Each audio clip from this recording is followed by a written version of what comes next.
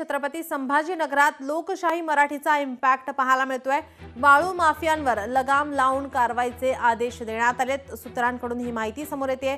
महसूल मंत्री चंद्रशेखर बावनकुळे यांनी आदेश दिलेले आहेत। लोकशाही मराठीने छत्रपती संभाजीनगरात वाळू माफी यांनी तहसीलदारांवर दादागिरी केल्याची बातमी दाखवली होती आणि या बातमीनंतर आता महसूल मंत्री चंद्रशेखर बावनकुळे यांनी ऑनलाईन बैठकीमध्ये प्रशासकीय यंत्रणेला धारेवर धरले। वाळू माफियांवर लगाम लावून कारवाईचे आदेश दिले आहेत अशी सूत्रांची माहिती आहे।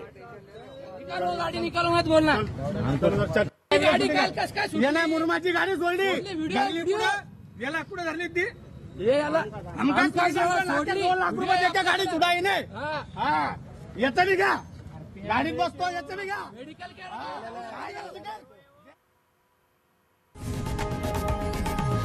लोकशाही मराठी ऐका पहा जागरूक रहा।